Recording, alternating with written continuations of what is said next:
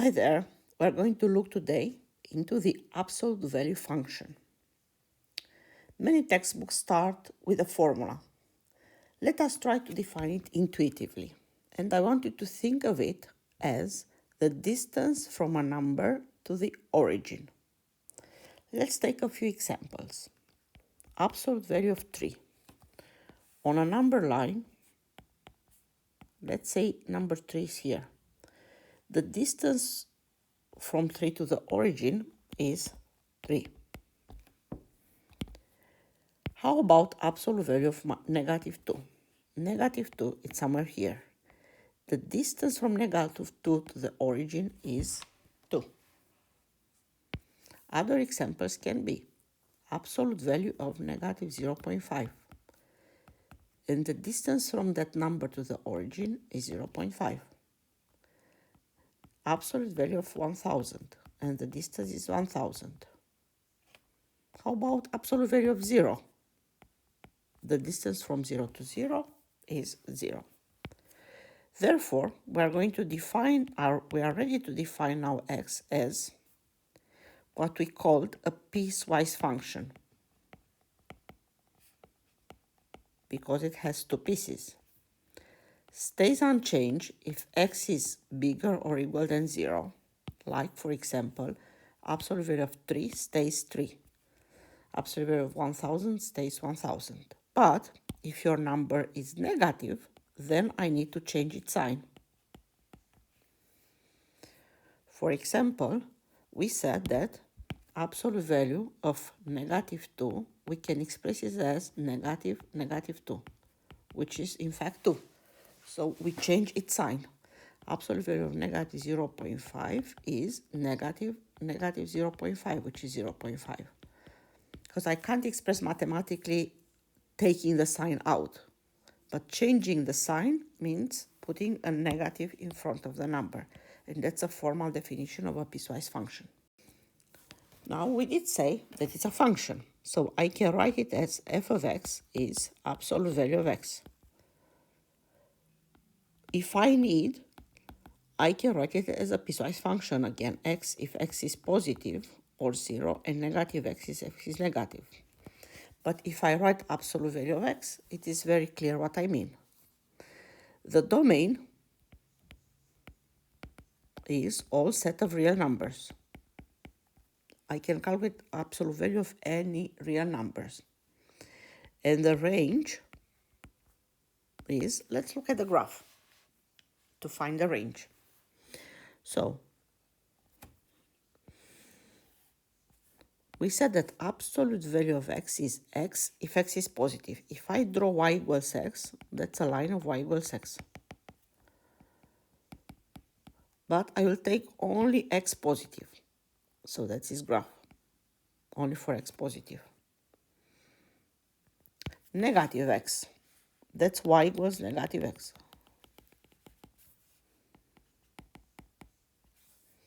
But I need to take this only for negative x's, for x smaller than 0.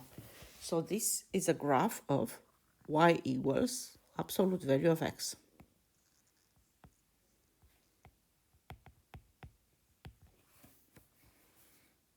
I need to add that absolute value is the same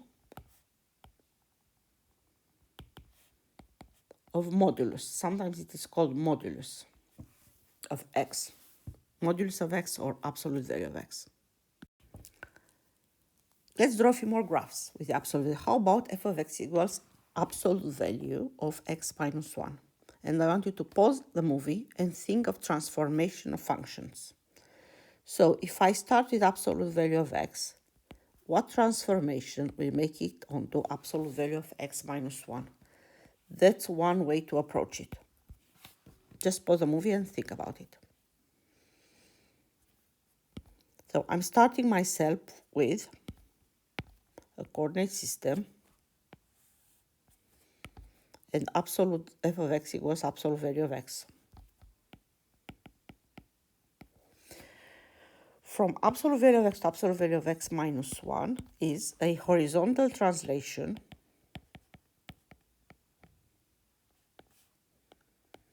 by 1 or 1 to the right, or we said translation by the vector 1, 0, 1 to the right and 0 horizontally, vertically. So if given that here is 1, that's going to be the graph of y equals absolute value of x minus 1. A second way to approach this graph, which might be more useful when we do very complicated graphs involving absolute value, is, let me start with y equals x minus 1. So if I draw the graph of y equals x minus 1, it will look like this, with the gradient 1 and y-intercept negative 1. Now, we know that absolute value of x minus 1 stays as it is if x minus 1 is bigger or equal than 0.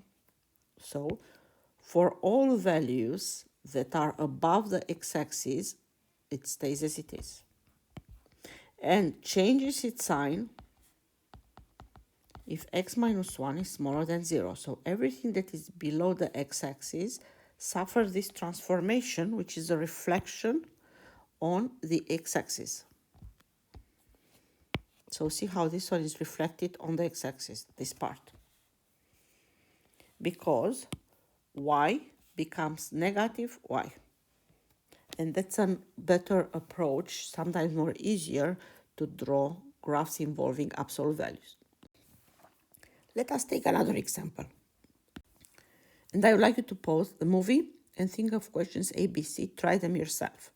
In the diagram, the graph of f of x equals x squared minus 3x is given. In fact, I should have called the first function with a different letter. Let's call it p of x. Now, I hope you try it yourself. And let's try together question A. Absolute value of x squared minus 3x. Everything that is below the x-axis stays as it is.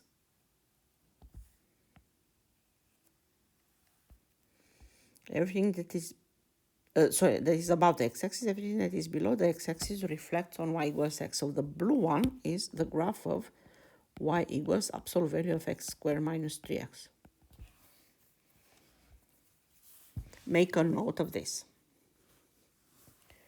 Let's look at G versus H now. If we look at G, we need an absolute value of another function. The function that it's t of x equals x squared minus 3x minus 1, it's obtained from f of x translated by 0, negative 1, so 1 down. Therefore, I will start with the green one. I'm going to translate it 1 down,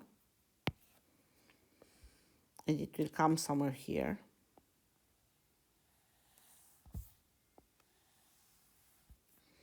And then absolute value means everything that is above the x-axis stays as it is, stays positive. Everything that is below the x-axis is reflected. And the red one is the graph of g of x.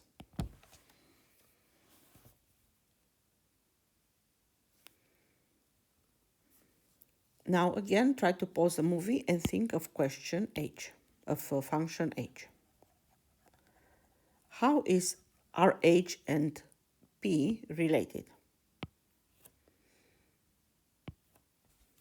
So if you look at h of x is P of x minus 1. So indeed it's P translated 1 down. So I was getting again P on the board, P of x, which is absolute value of f of x, and then I need to translate it 1 down. So translate it 1 down would mean something like this. And this is h of x. Thinking of transformation of functions, try to sketch the two graphs below. You can then check with GeoGebra. Okay, let's look at the first function. I'm going to start with y equals 1 minus x, and I know that it's a line. that has a y-intercept of 1 and an x-intercept of 1. And then absolute value means everything that is positive stays positive, everything that is negative is reflected on y equals x. And this is a graph of y equals absolute value of 1 minus x. Let's look at h. Well, h requires a bit more transformation of functions. If I start with the graph of y equals x, step 1, and then step 2 is y equals absolute value of x. Now I can write it also directly because I know it. Going from y equals absolute value of x to y equals negative absolute value of x, it's a reflection on x-axis. So the graph y equals negative absolute value of x will be the green one. And then we are going to have 1 minus this one, so it's 1 up. And that will be my graph. These types of questions really make you think of the order of operations, because that's how I break the function in order to start building up the graph. I'll start with the x in the middle, then absolute value, then negative, and then adding 1. And here is the last example. Given the graph of y equals f of x, draw the graph of y equals absolute value of f of x. So we know, as per our definition, that absolute value of f of x, whatever f of x is, stays as it is if f of x is positive. So everything that is positive stays as it is. And is negative f of x if f of x is negative. So everything that is below the x-axis will be reflected on the positive side. Oh, this part stays as it is as well. So the green one will be the graph of f of x equals absolute value, y equals absolute value of f of x. An interesting extension is the graph of f of absolute value of x versus absolute value of f of x. So we look at the later one in more detail. Let's look at the first one. And we are going to start from the definition of absolute value of x. So absolute value of x stays as it is if x is positive this time, and is changing to minus x if x is negative. If I'm taking the example of, let's say, a quadratic, having this graph, and that's y equals f of x, and I want to draw the graph of y equals f of absolute value of x, we said that if x is positive this time, f stays as it is.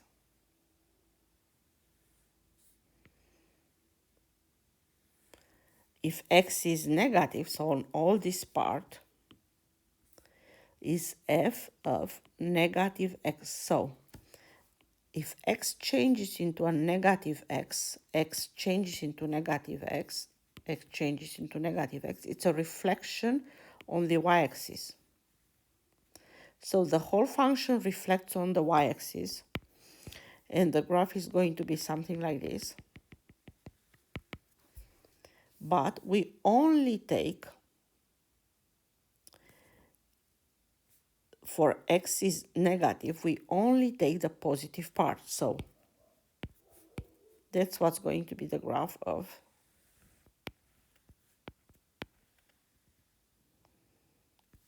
f of absolute value of x. You can ignore these parts here, and you are going to ignore. I'm just erasing them to be left with then neat graph?